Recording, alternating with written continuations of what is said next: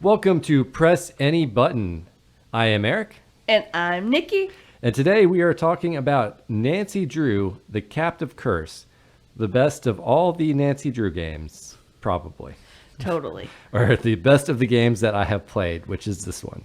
So Nancy Drew, The Captive Curse is a point-and-click puzzle adventure game. You play as Nancy Drew, who must solve the mystery of a monster haunting the German castle Finster. Ooh, Nice. spooky. And there is a spoiler warning. We will be talking about the story elements and the solutions to the puzzles, or some of the puzzles from the game. How's that? Good?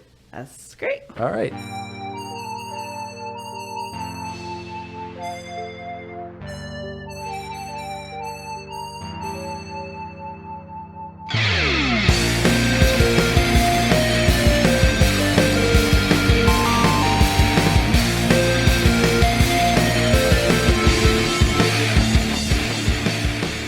All right, Eric, you ready to learn about Nancy Drew? I am. I'm so ready. Okay, cool. So the game that we picked was called Nancy Drew, The Captive Curse.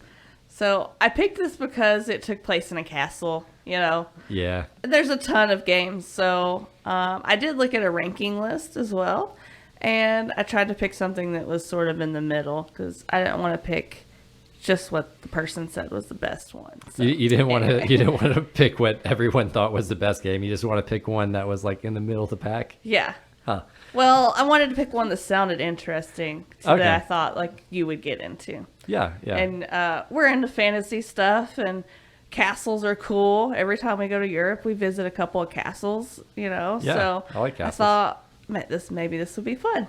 So Nancy Drew, The Captive Curse was released June 28th in 2011.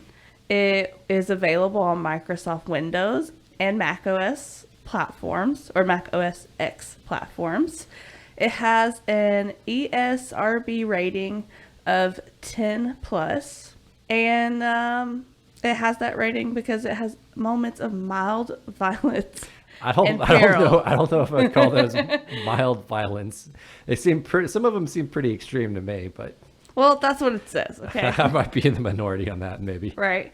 So you don't think if you had like a 10-year-old kid, you would let them play it? Do you think Nah. it'd be too violent? No, probably not too violent for a 10-year-old. I don't know. It just maybe it's because it lets your imagination play a little bit with some of the deaths. Yeah. I mean, it never actually shows anything. No, It's just usually, you know. I imagine a 10-year-old might have as vivid or might have a different imagination than I would have about some of the stuff that happens. Probably. Hopefully it's more innocent and they're not like thinking of some gruesome murder thing because they're still innocent, you know, and they haven't lived life. Yeah, I've just Or played. watched a lot of true crime.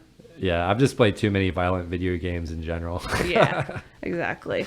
So to start with, I would like to go back a little bit and just talk about the history of Nancy Drew herself. I'm not sure if everyone's heard of her, but I think most people at least have heard the name Nancy Drew and probably know that she is a detective. Yeah, If you don't know anything else, you probably know that about her. Yeah, that's pretty much as far as my knowledge went before playing this game. Okay, same.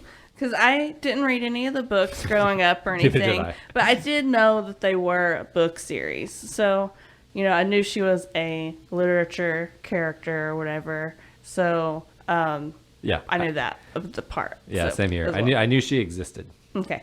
So obviously she's a fictional character, a sleuth in an American mystery series created by publisher Edward Stratemeyer as a female counterpart to his Hardy Boys series. Oh, so it's by the same author who does the Hardy Yeah. Boys. So that's So- why they're kind of appearing into each other's stuff, I guess. Yeah.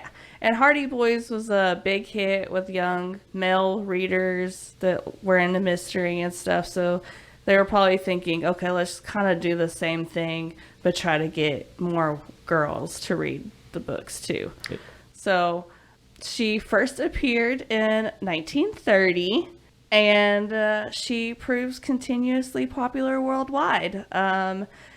At least 80 million copies of the Nancy Drew books have been sold, and they have been translated into over 45 other languages. Nancy Drew is featured in 5 films, 3 television shows, and a number of popular computer games. Hence what we played. Yeah, it's like a bunch of games, isn't it? Yeah. There's 33 games, or 34 if you count the one remastered one that was on the list. Yeah, I had no idea there was that many games had existed. So it was kind of a surprise to me. Right? The Captive Curse is actually the 24th game out of the 33 stories, or the games that have the unique stories, because I'm not going to count the remastered one in the list. How dare you? So, yeah, as we said before, it's a point-and-click adventure game series by Her Interactive. The game is loosely based on the book entitled Captive Witness, which was published in 1981. Wow. Yeah. So in this game, just to go into a little more depth of what happens in the game, Nancy goes to a German castle to discover the meaning behind the legend of the medieval monster that has been blamed for the disappearance of young girls for centuries. Wow. Yeah. So and that sounds like a true crime plot right there. Yeah, I don't think it ever really explained what happened to all the girls, did it? Well. Oh, that's later. Sorry. Yeah. I'm getting ahead of myself. Yeah, don't get too far ahead. Yeah. So you as a player take on the first person view of Nancy Drew, and you must solve the mystery through interrogation of suspects, solving puzzles, and discovering clues. There are 2 levels of gameplay, junior and senior detective modes, each offering a different difficulty level of puzzles and hints.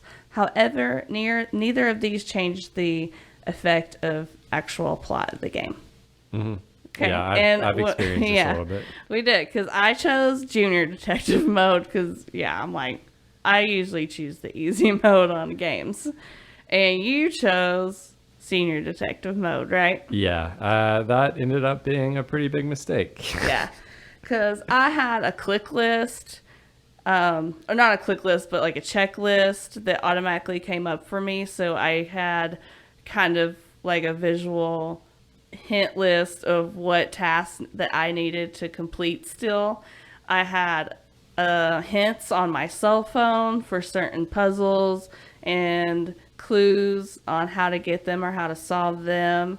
And the puzzles that I had were a little bit easier than the puzzles that you had. Yeah, that wasn't the puzzles being a little bit more difficult wasn't that big of a deal. To me, it was just the not having the checklist of things you needed to do to progress the story. That's kind of where you ended up for me. It ended up being a mistake because you get into a bottleneck situation where it's like, okay, you could go out and do all this stuff and you could get all these clues and solve all these puzzles. But then in order to progress the actual story, you needed to come back and have finished like all these specific things. And if you missed one or two, then you just couldn't do it. And, if you missed one little specific thing that it needed to trigger the next part, then I don't know, you could get kind of stuck. Like, okay, I've tried everything. Like, I don't know what to do. Yeah. Yeah. So that part it made me a little bit happy that I chose junior detective mode and didn't try to get crazy and do it on hard. Yeah. Well, we'll get in. That's like more of the criticism section for me. So this Nancy Drew game was actually promoted with a video web series featuring Anya and Lucas called Postcards from Germany. And this game comes on 1 DVD-ROM instead of 2 CD-ROMs. Yeah. Huh. So I guess it was the first one to switch over to DVD from CD. So Okay. 2011, I guess that's when that happened. That sounds about right. Yeah. So, yeah, could you imagine playing this back in the day and having your 2 CDs and then like in the middle of the game, it's like, oh, I gotta change the CDs. And then the second part. I mean, yeah, it could have worked like that. It also could have been like one's the installation disc and one's the play that's disc. true. But yeah, it could have totally could have been like you had to switch discs. That would be pretty obnoxious. That's true. I mean, as I've said before, I haven't really played very many games on PC, and this is kind of like really my first one, I would say, that I've really played on PC. So this game was also foreshadowed in Shadow at the Water's Edge, which is, want to guess what number game that was? 23. Yeah. Which is the 23rd game. So during a conversation with Savannah Woodham, when Nancy asks her what is the scariest thing she's ever seen while ghost hunting, Savannah responds with a story about a creepy German castle, which is assumed to be the castle featured in this game, The Captive Curse. Cool. Yeah, and from my research, I found that they kind of like to do that with the games. They kind of like to give you a hint in the game as to maybe what her next mystery will be that she's going to solve. So they're just pumping these things out so fast that they already have the trailer for the next one ready in the previous one. Yeah. Well, from the list, it did look like almost every year they came out with one, but lately they haven't came out with one like that. Not every year. I think the one that came out in 2009 was like, or 2019 was like the first one in 5 years or something like that. So yeah, it's a long time. So I have some fun facts about the game. Shoot. You ready for some fun facts? I love fun facts. All right. This game is notable for a fight between Nancy and her longtime boyfriend, Ned. Yeah, that was super awkward. Like, why? Yeah, I remember starting the game, and it's like one of the first phone calls you get is from your boyfriend. He's like, I'm just alone all the time, and you're always out going on awesome adventures, and like my life is lame, basically. And I'm just like, oh gosh, not only do I have to solve this mystery, but I've got to like save my relationship. Yeah, so I got my needy boyfriend at home. But I guess that doesn't happen in a lot of the games, so this is kind of notable for that happening. Okay. they don't often fight. I assume they fought that much in every game. You know, which is good. You know, they really hopefully are a good couple outside of this game when Ned's not getting all jelly. I mean, he does cool it, I guess, later on in the game. Yeah. So this game, or these games, have received recognition for promoting female interest in video games. So Her Interactive has actually won a lot of awards for this type of thing, like empowering females to play video games and making stuff for girls.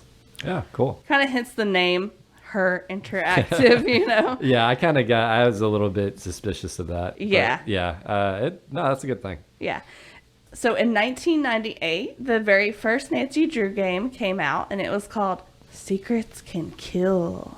Ooh. Yeah. And it was released with Dreamcatcher distributing the games. And that company was originally contracted for up to 12 games, but this was later extended indefinitely. And in 2002, Her Interactive became an independent distributor, thus breaking with Dreamcatcher, and they took over distributing and making all the Nancy Drew games from then. Cool. Okay. So the Dreamcatcher was making the games for Her Interactive, is that right? Yeah. And so who's making the game now? Well, I think they were distributing it for Her Interactive. And then Her Interactive broke off and then started just doing everything themselves. Oh, okay. From what I can gather. Gotcha. The Nancy Drew game franchise has won over 30 consecutive Parents' Choices Awards and has sold more games than Harry Potter, Myst, and Tomb Raider. Wow. Yeah. It's probably because there's so many. Yeah, I was about to say it's probably because there's 33 of them or 34. But still, I think that goes to show, you know, Nancy Drew is kind of up there with female characters that are really, really popular and like globally well known. Yeah. So that's cool.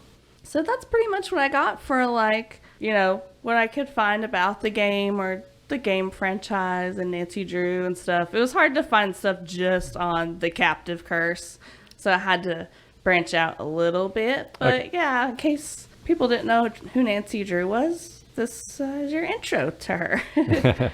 So this is all fiction. So there's no truth behind the missing, disappearing girls and castles or any of that stuff. I don't think so. Okay, so not based on a true story. I don't think it's based. It's based just on the book, the Nancy Drew book. Based on a true book that's based on a fictional story. Okay. Yes.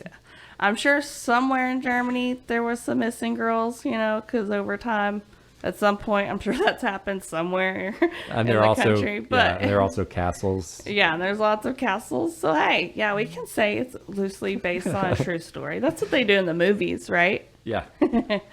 All right. So, what are some of the things that you liked about the game, Eric? Well, I actually liked this game quite a bit more than I thought I was going to. Ooh. It was more of a gamey game.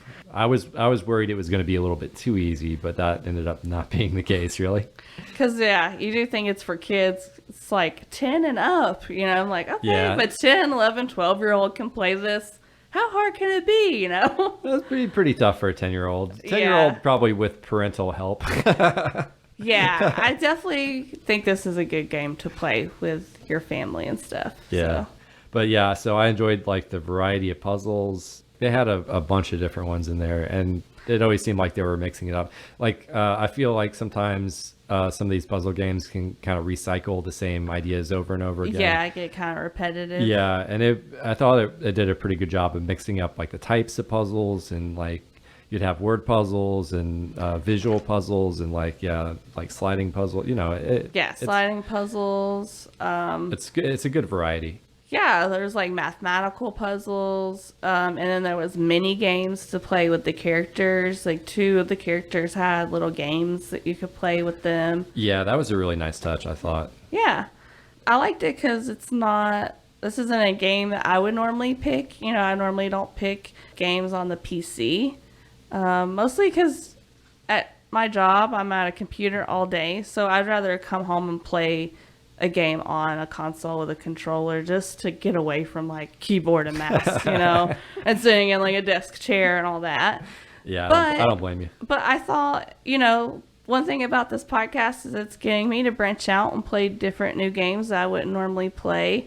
And I thought this would be a good game to pick because even though you do play a lot of computer games, this was more targeted towards girls and kind of more of a kid's game, and I thought it would be different for both of us. Different game to try. No, for sure. I definitely probably would not have picked this game up on my own. You can thank Mallory for that. So another thing that I like is all the different kinds of tasks that you have to complete. So not only are there puzzles to do, but you have to go around, you have to interrogate and talk to people. You have to go around and find clues. You have to really pay attention to what you're looking at. It's kind of easy to overlook some of the clues if you're not paying attention. Like if you're not moving the mouse over like every part of the screen and checking to see if you can click on it or not. Yeah, for sure. For me, like I thought the overall story was pretty good. I liked the setting. I liked the characters were pretty like zany and stuff. Yeah. That helps. Although I did think they maybe leaned into the German stereotype a little bit too much. Yeah. But I can see that, especially with the accent. Yeah, I almost felt like you could have changed Nancy Drew to like Scooby and Shaggy, and it could have been like a Scooby-Doo game or something like that. Yeah. That's kind of what I have written too. I was like, I didn't read the book, so I can't really relate to the game in that way, but I'm sure if you did read the books, you're like, oh yeah, I'm Nancy Drew, and you feel like you're going through one of the stories like you've read in the books. But that's what I wrote. I was like, I can't relate to that, but it does kind of feel like you're in an episode of Scooby-Doo. So I wrote I kind of had the same idea because especially like when you talk to the first character, Carl or whatever, the manager of the hotel, I'm like immediately thinking, this guy's probably it. It's always the first person you meet, He did seem pretty suspicious. He did. But yeah, like I feel like I played a few Scooby-Doo games back in the day, and they were pretty bad. Just like I remember one on the Super Nintendo, it just really wasn't I mean, they tried to capture kind of the essence of Scooby-Doo a little bit, but like to me, if you had something more like this as a Scooby-Doo game, it would have been great. Like, Yeah. honestly, if they took the same kind of formula and made a Scooby-Doo game like this, I think it would do really well. Scooby-Doo game developers, if you're listening. I'm sure they are, for sure, definitely. I didn't know that there was Scooby-Doo games. I mean, it doesn't surprise me because Scooby-Doo's been around forever, and there's been like a billion different variations of the TV show. And Yeah. there's Scooby-Doo Monopoly and Scooby-Doo Clue and all that stuff. So it doesn't surprise me that there's video games. Yeah, they end up just being like these really bad platformers. It doesn't really make a lot of sense for the series because I don't know. You're Yeah, like, so instead of solving a mystery, you're just kind of like playing levels. You're trying to like jump over monsters and like avoid things. Yeah. And, I don't know. It's just, from what I remember, just not great games. Yeah. I think that the story is nice and layered, you know. You're not only are you trying to solve the mystery, but you're juggling all the relationships that you're making with the people in the hotel, and you're also having to juggle what's going on with you and your boyfriend, Ned, as well. Yeah. Lots of different things you have to think about and kind of juggle and multitask with. Oh yeah, you're definitely multitasking a lot in the game, which is kind of cool. Like, that's one of the things I really liked is like you get into it and then it opens up. Like, you can start exploring, you can start looking for clues, you can follow the leads for the clues that you want to follow. It's great until you get to those bottlenecks. Yeah. Yeah. One of the other things I really liked about the game was the atmosphere. Like, the castle looked like a beautiful castle. Like, you go in, it looks gorgeous. You go through the secret passageways, they're dark and creepy. You go into the dungeon, it's creepy. You know, there are definitely some areas that I felt like as a kid, that might have kind of freaked me out a little bit. You know, you see like the animal skulls in the secret passageway and stuff. Yeah. And when you see the monster for the first time, there's like a little bit of a jump scare there too. Yeah. Did you get scared? No. Okay. I don't know. I did a little. I was like, oh, really wasn't expecting it to just like pop up like that. And then I was like, oh crap, it's going to come towards me. But I mean, not super scared, but I was like, oh, I just wasn't expecting, like if I was a kid, I probably would have been a little scared by that. Yeah. Let's see. Do you have anything else? I think that it is good for women and girl empowerment because you're playing as a kick-ass female detective mystery solver. You don't need your boyfriend with you. You don't need no man to protect you. She's just walking around this castle all on her own, interviewing everybody. If she finds something suspicious, she just brings it up, you know, like when she found out that Anya lied on her resume, she was just like, girl, I found your lie, you know, fess up, you know, she just confronts it. Yeah. And I think when you're a little girl, like you need games like that to put yourself in their shoes so that you can see yourself outside of the game doing cool stuff. Like she has a hobby solving mysteries, but whatever your hobby is or whatever you like to do, you know, you can just be really good at it no matter what. And yeah, that's a really good point. And also just like getting more girls to play video games too, because, you know, that's always been kind of a thing that people who make video games, they know that, you know, it's kind of been seen more as like a boy activity. Yeah, traditionally a lot of older games are kind of intended with the audience of boys. Yeah, but I think now, you know, that's definitely changing. You see tons of female gamers online, tons of female pro gamers playing Overwatch and stuff on really good teams. So I don't know, it's pretty awesome. And I think, you know, these games probably helped a lot of girls out there get into video games, especially if they were fans of the books. Yeah, for sure. I also liked about the game was it was subtly educational. Like, they didn't throw it in your face, but I kind of realized looking back, there are actually quite a few kind of educational parts of the game. And they really incorporated them really well into actually the puzzle solving and stuff like that.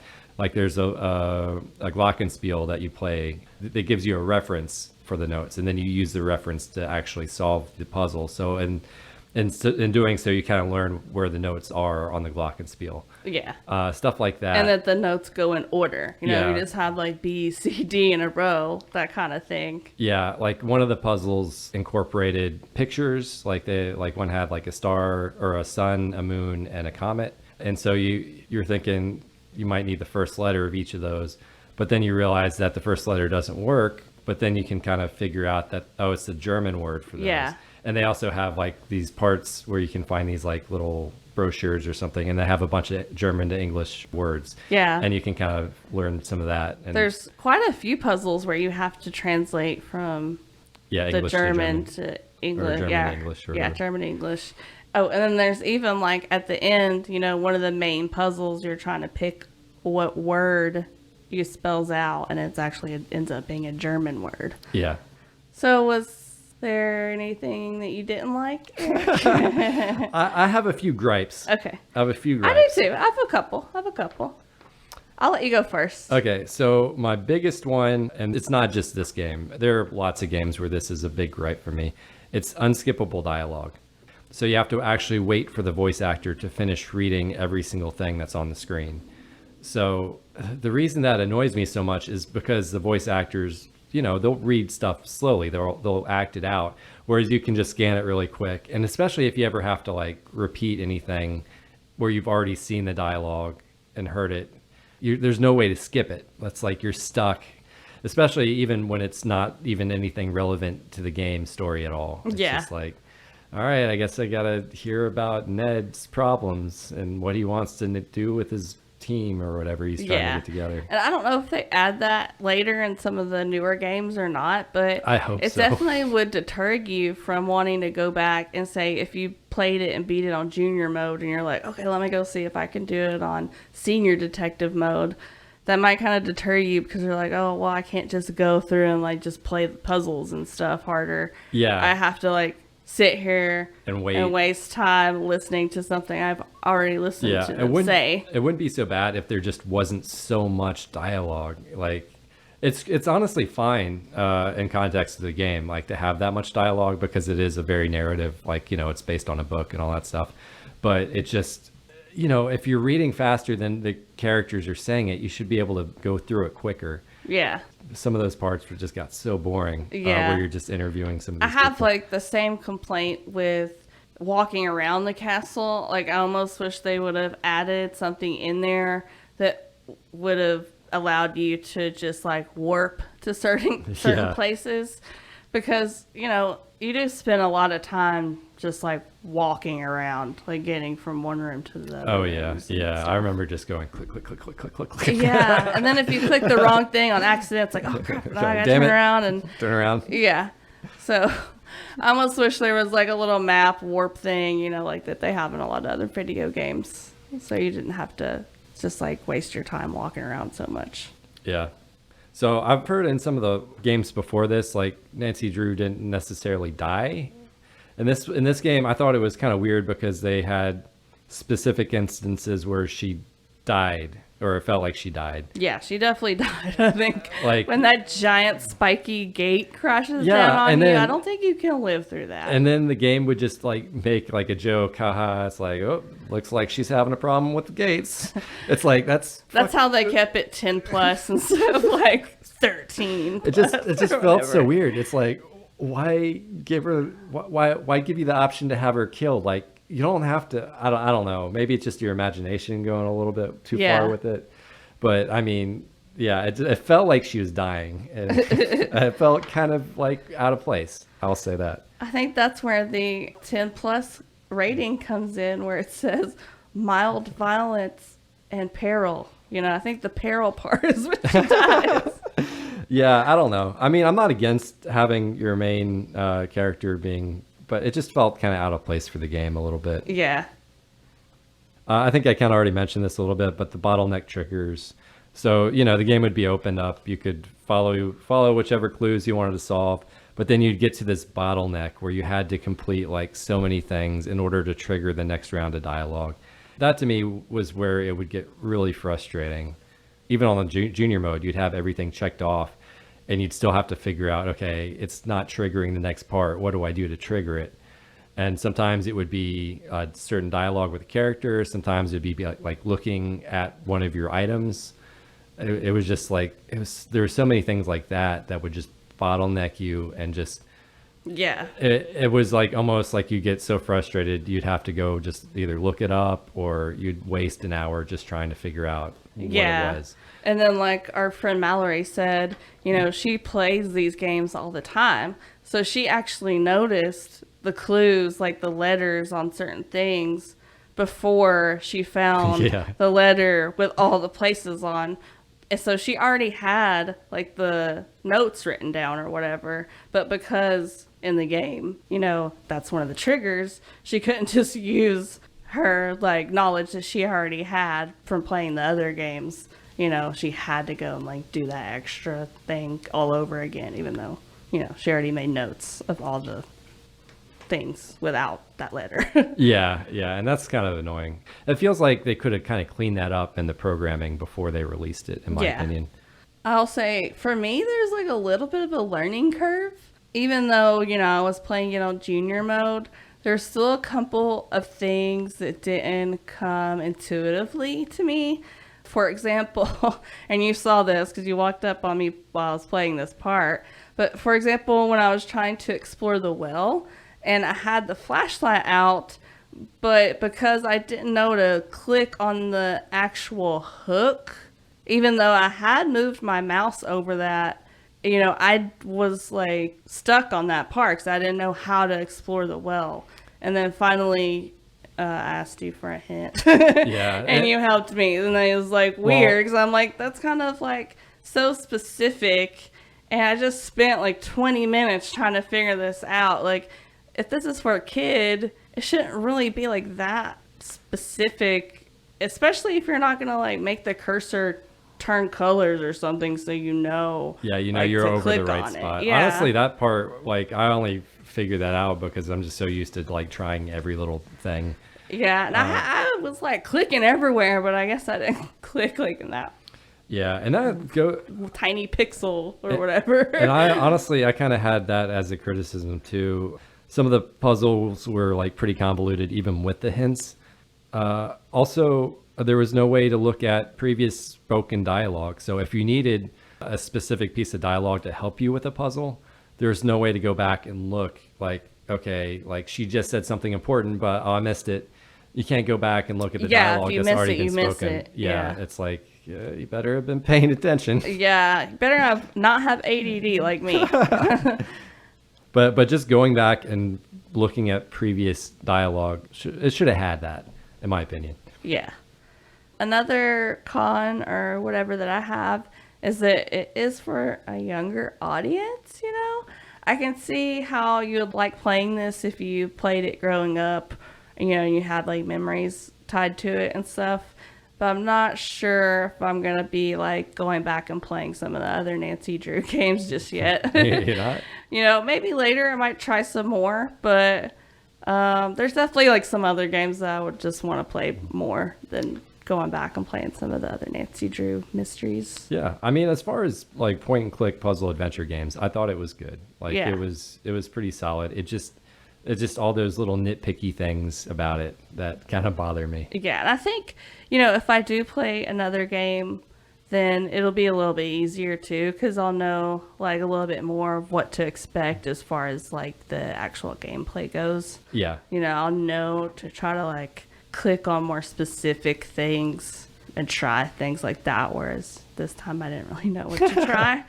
So I had one more thing, and that was the board games. You can replay those as much as you want, which is great, but you couldn't actually play them with anyone other than the bots. Like, it would have been nice if you could have played like locally with a friend or something.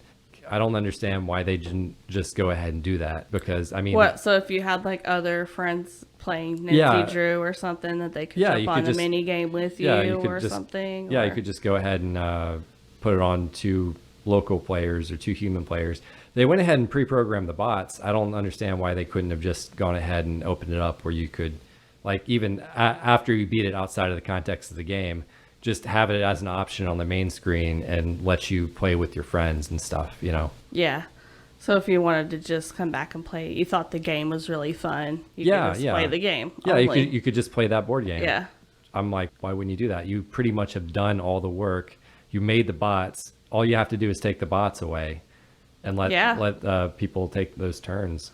Maybe they were afraid of, like, enough people wouldn't be online or something to play? Well, you wouldn't have to do online. It could have just been local, like on the computer. I guess I'll say about the board games. So, like, meaning you could just play together sitting there? Yeah, if you had your friend, like, with you or something, you could play. I guess it would involve looking away because they both have elements. Yeah. But you can do that. Like, I just think it would have been nice to have the option. Yeah, and that would get people to come back and play the game a little bit more later, too. Yeah. Get people to spend more hours. Yeah, it's just a few things. Like, I feel like this could have been better. I felt like they cut a few corners. Maybe it's because they're doing a game a year at this point.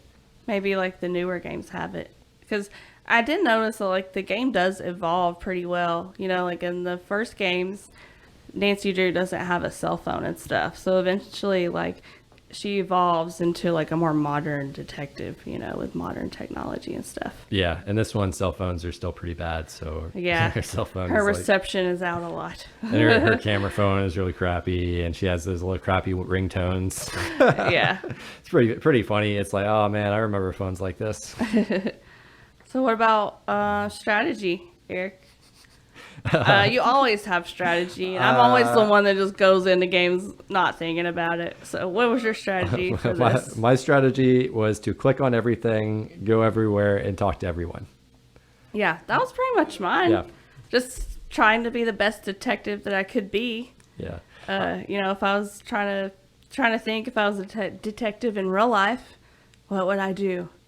And, you know, obviously, you got to look for the clues. You got to interview all the people. Yeah. You got to search the premises, you know, all those things. Didn't you ask Mallory for some tips on playing the game? You know, I did ask Mallory for some tips, and she gave me Mallory's top 5 tips for playing Nancy Drew. Nice. Yeah, so if you're thinking about giving these games a try, which I think, you know, you definitely should try it out. You know, why not? Especially if you did read the books growing up. Or if you like played the games growing up, you haven't played them in a while, you know, go back and give it another try. So, are you ready for Mallory's top 5 tips for playing Nancy Drew, Eric? Let's do it. All right. Tip number 1, take the time to check everywhere. Things can be hidden at any spot on the screen, or unexpected paths may be available for you to explore. I just want to say, I wish I would have had these tips before I started playing the game. There was definitely a couple of times where I went to explore, like, the dungeon, for example. Yeah. And I didn't realize that you could kind of, like, walk more to the left. So I just went in and I looked at the 2 things and I was like, okay, I guess I'm done. And then I walked out, and then later it wouldn't let me check it off the checklist. So I was like, dang it, I definitely missed something. And then when I went back there again, I was like, oh wow, there's like a whole nother area, and I just like didn't even realize it was there. So yeah, those unexpected paths, you know, pay attention to those. High dungeon, by dungeon. I was wondering why I was so small, but you know, that should have been a hint that I didn't do it correctly, but whatever. Tip number 2, have a pad and paper to write things down and or take pictures of things that you think you'll need to remember. It's a mystery and you're a detective. There's going to be clues you have to remember. Yeah, the pad and paper, 100%. Oh yeah, for sure. And just even like in the puzzle games too, like it's good to have a pen and paper to write some stuff down to kind of work out the math or work out whatever the like puzzle is. Yeah. Tip number 3, read everything. There's usually a good deal of reading. If you want, skim the materials, then take a picture of the books to easily reference them back. But typically clues are hidden in the reading materials. This is definitely something I failed. I was just like, I did not read anything. I was like, cool, I found it. Put it in the bag. Let's go. And then later, when we were trying to figure out some of the other puzzles, like, okay, I guess I should have like actually read what was on here. Yeah, I was like, book, are there any like pages written weirdly on it? Nope. Okay, I'm done with the book. Exactly. And I actually got really stuck on one of these kind of later in the game. There was a kind of a viewfinder, and it had the words Castle Finster written on it. Yeah. I'm like, okay, that's the current castle. Like, Yeah, that's where we are. So at any point you could put that in front of your face, and basically it had like little boxes with numbers on them. I didn't realize that actually went to a book. I was just going through the castle. About Castle Finster. Yeah, Right. and the book was also called Castle. I'm like, they could have called the book anything else. That's not the name of the castle, so I know it's the book. Maybe they did that on purpose. Yeah, You gotta think. Oh my god. You gotta think outside the box. Oh, that was frustrating. You're a detective. And there was like 15 different books in there, so you had to come across the one, and you had to remember the name of it. Yeah. It's just, oh my god. Tip number 4. It's a prompt-heavy game. If you're stuck, talk to everyone and look at all the items in your inventory. It's a little annoying, but sometimes that will give you a VO prompt to trigger the next puzzle, like the Glockenspiel puzzle in the game. Yeah, and that was one of my criticisms about the game. It's And then at first too, when I started playing it, I didn't go through all the dialogue. I was thinking of it more of like a choose your own adventure kind of thing, where I would just like choose the things I wanted to know. Yeah. But in the game, really, you need to just click on every prompt they give you and ask all the questions that they allow you to ask. Yeah, for sure. Tip number 5. Objects aren't always used in obvious ways. Coins can be used as screwdrivers. Tongs can be used to pull a hot lever instead of a glove. Things like that. So another example of just like you have to think outside the box. I remember when I was in the dungeon, I tried to use several things to like, before I got the necklace, I tried to use all the round things that I had to try to turn the thing, and none of it worked. But hey, I was thinking, I was on the right thought of track. Yeah, and you have to know that you can't just shine a flashlight into a well. You need to put it on the hook and then slowly lower the flashlight into the well. Yeah. And bonus tip.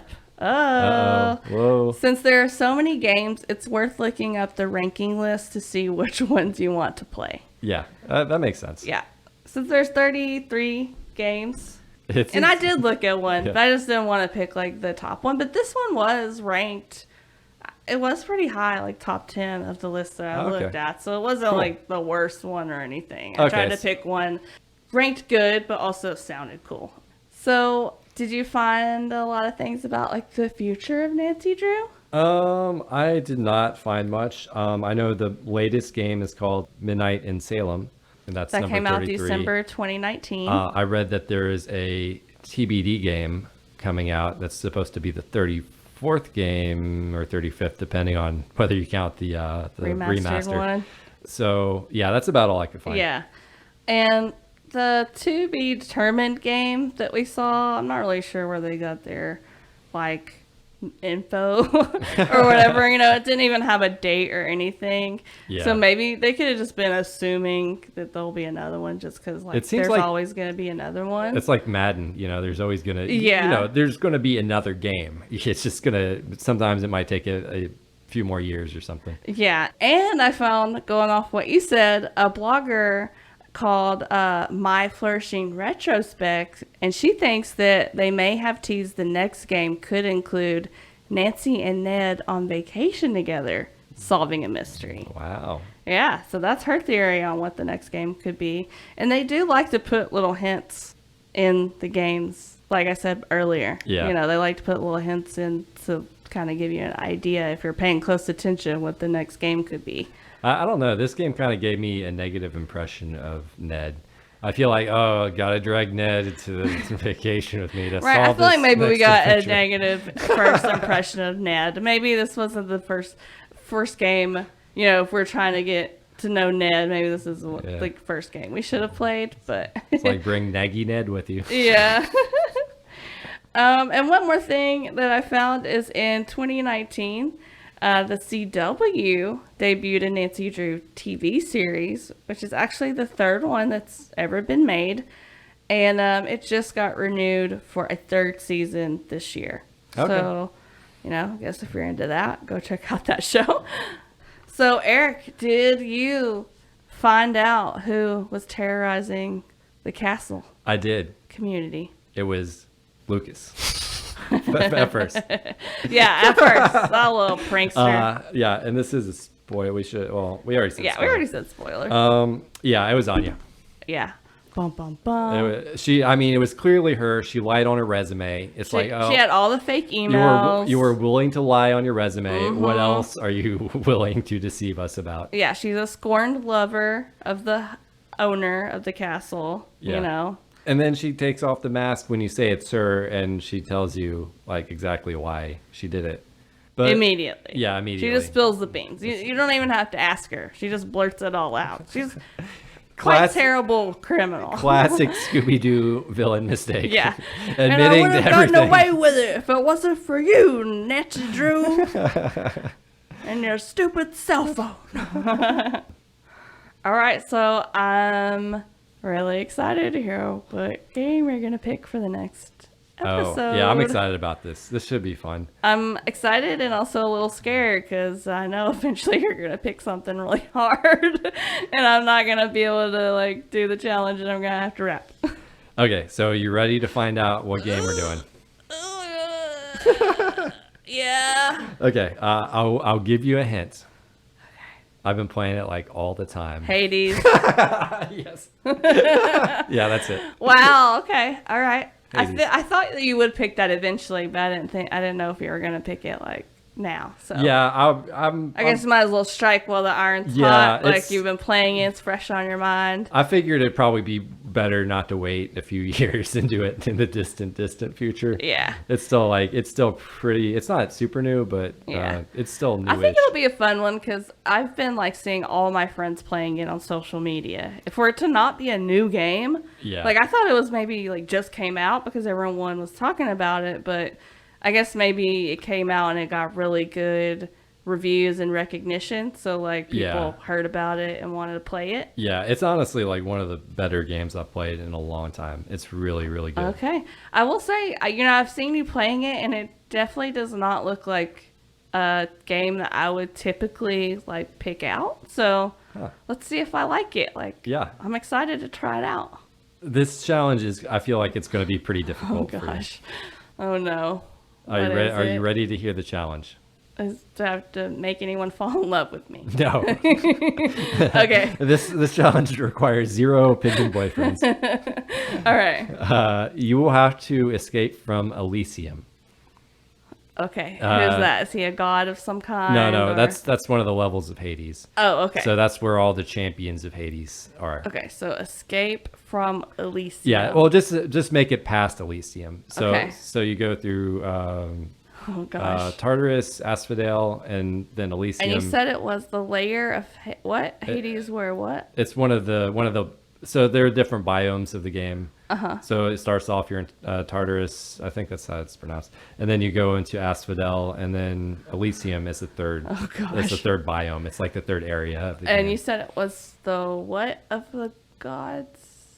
What did you say it was the layer on that layer? The champion. It's where Oh all yeah, the the champion of what? It's where all the warriors Oh, and champions end up in Hades. Oh, It's called Elysium, and Am I gonna have to fight all these champions? you'll have to defeat Theseus and Asteris. Okay. And it's he's the hero and the Minotaur, and you have to fight them both at the same time. Yeah, Oh, gosh. it's a pretty difficult boss fight. This sounds like when I'm gonna be have to do my Lamaze breathing beforehand. Okay, I can do this. I can beat these people. The good thing about this game, though, is the sessions are relatively short. So, it can take 20, 30 minutes, and then you're dead, and then you're back to the beginning or whatever. So, in order to clear the entire game, you can do it in as little as 30 minutes to an hour or something. Wow. Okay. So the game can be cleared relatively quickly, and as you keep playing it, your character will, be a little bit stronger. So. All right. Every kind of playthrough, you get more stuff to make your character a little bit better. Okay. So it gets easier over time. Sweet. And this is on Switch? Yeah, I have it on Switch. So, yeah, it's Okay, also cool. on PC, I think. All right.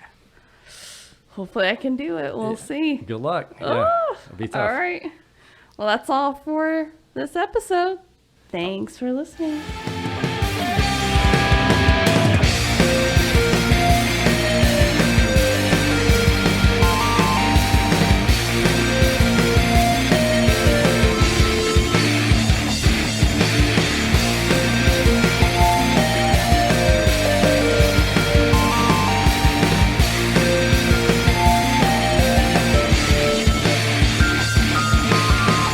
And as always, if you enjoyed the podcast, please share with your friends, write a review, and interact with us on social media. We've got Instagram, Facebook, Twitter, YouTube, Twitch. Find us. And see you next time.